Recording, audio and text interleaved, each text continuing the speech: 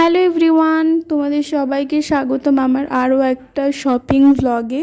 So guys, আজকে আমি যাচ্ছি বড় বাজারে। আর আজকের ব্লগে আমি তোমাদের সাথে শেয়ার করব জুয়েলারি বানানোর জন্য স্পেশালি কোথায় গেলে তোমাদের সুবিধা হবে, আর প্রত্যেকটা জুয়েলারি ইভেন ইয়ারিংয়ের জন্য র মেটেরিয়ালসের কোথায় হোলসেল মার্কেট। সো ফার্স্টেই বলে দিই তোমরা কীভাবে যাবে। সো গাইস, আজকে আমি যাচ্ছি হচ্ছে অটোতে করে। তোমরা যারা শিয়ালদা হয়ে যাবে তারা কিন্তু অটোতে করে যেতে পারো। আর অটো একটাই সুবিধা, যেখানটা মেইন বাজার বা যেখানে মেইন মার্কেট, ওদের সাথে কথা বলে নিলে ওরা সেই মার্কেটের সামনেই নামিয়ে দেবে। আর যদি বাসে ওঠো, বাসে কোথায় যাচ্ছে সেই হিসাবেও কিন্তু কথা বলে বাসের কন্ডাক্টরের সাথে কিন্তু বাসে উঠবে, না হলে অনেকটা ঘুরতে হবে। এছাড়াও তোমরা মেট্রোতে করে আসতে পারো। আর আমি আজকে যেহেতু অটোতে আছি, তো আমি ফার্স্টে ওনাকে বলেই নিয়েছি আমাকে হয় ক্যানিং স্ট্রিট আর না হলে বাগড়ি মার্কেটের গলির সামনে নামিয়ে দেবে। তো রীতিমতো আমি বাগড়ি মার্কেটের গলির সামনে নেমেছি। আর এই যে বিল্ডিংগুলো দেখতে পাচ্ছ, নীল কালারের বিল্ডিং, এটা হচ্ছে ল্যান্ডমার্ক এসজি স্টোর বলে একটা স্টোর আছে, যেখানটা হচ্ছে 4-5 তলা বিল্ডিং। ঠিক ওই বিল্ডিংয়ের সামনে নামলেই তোমরা কিন্তু সমস্ত মার্কেট পেয়ে যাবে। আর বড় বাজারের যেটা মেইন হচ্ছে রোডের এই পারে একটা বাজারের নাম, আর রোডের ওই পারে আর একটা বাজার। আর আমি যাচ্ছি বাগড়ি মার্কেট হয়ে। আর বাগড়ি মার্কেটের একদম সামনে দিয়ে সোজা গেলেই চায়না মার্কেট অনেকে বলে, অনেকে চীনা মার্কেট বলে, সেখানে গেলেই সমস্ত র মেটেরিয়াল। আর নন্দন বললেই হবে, নন্দন বিল্ডিং বা নন্দন স্টেট বললে ওরা দেখিয়ে দেবে। সো আমি নন্দন স্টেট বলে আজকে নতুন জেনেছি। তো সেখানে গেলেই সমস্ত রকম র মেটেরিয়ালস পাওয়া যায়। সো আমি এর আগেও কয়েকটা র মেটেরিয়ালসের জিনিসপত্র এনেছিলাম, যেহেতু আমি জুয়েলারি বানাচ্ছি বাড়িতে টুকটাক নিজেই পরার জন্য। তো কিছু কিছু জুয়েলারির বানানোর জন্য গিনি ইভেন কিছু পুঁতি দরকার, তাই আজকে সোজা গেছি যেখানটায় র মেটেরিয়ালস পাওয়া যায় সেইখানটাতে। সো এখানে কিন্তু আর একটা জিনিস, সেখানে সমস্ত কিছু হিসেবে বিক্রি হয়।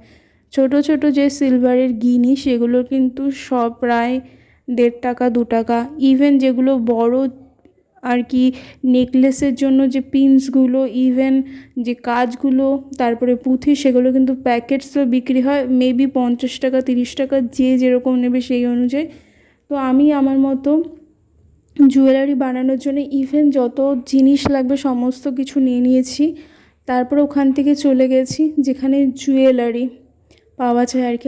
আর একটা তোমাদের স্টোর বলি, এই যে বাইরে যে দোকানগুলো দেখছো সেই অনুযায়ী স্টোরে কিন্তু অনেক দাম কম। যদি এক প্যাকেট ইয়াররিং বা এক প্যাকেট যে কোনো জিনিস যদি 50-60 টাকা হয়, সেখানে কিন্তু স্টোরে আর না হলে 6 থেকে 7 টাকা কম বেশি এরকম পার্থক্য আছে।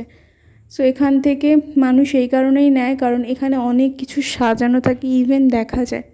বাট আমি এই 2-3 দিনের এক্সপিরিয়েন্সে একটা জিনিস দেখলাম, এখানটায় মানে বাইরে যে রোড সাইডের দোকান সেগুলোতে কিন্তু প্রচুর দাম।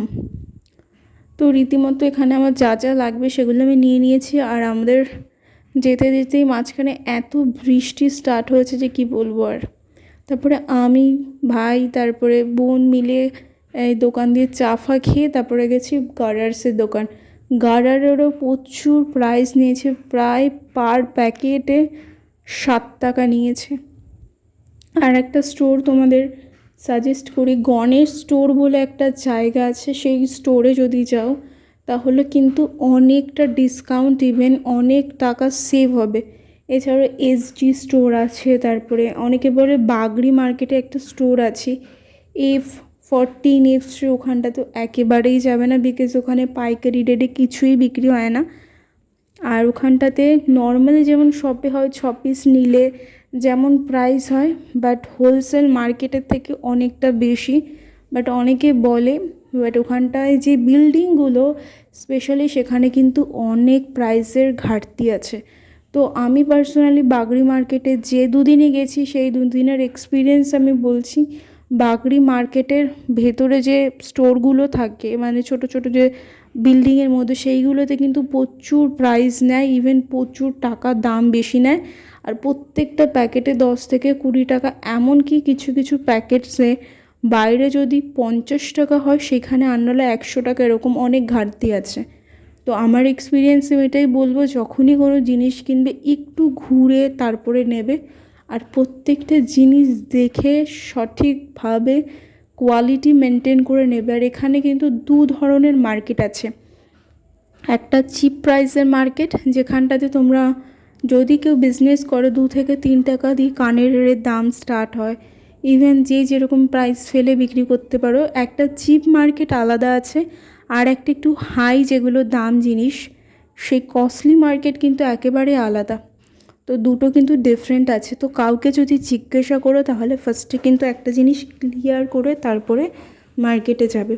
আর আমি যে কটা বাড়ি জিনিস কিনেছি মোটামুটি দুটো মার্কেটেই ভিজিট করেছি, আর এটা কিন্তু দেখে নিয়ে তারপরে তোমাদের যেতে হবে।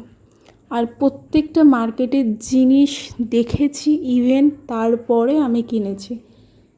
এখানে যে নেকলেসগুলো, এগুলো কিন্তু প্রচুর প্রাইস, বাট এইগুলো কিন্তু যদি মেটেরিয়ালস কিনে তোমরা বানিয়ে সেল করতে পারো তাহলে কিন্তু অনেকই কম প্রাইসের মধ্যে।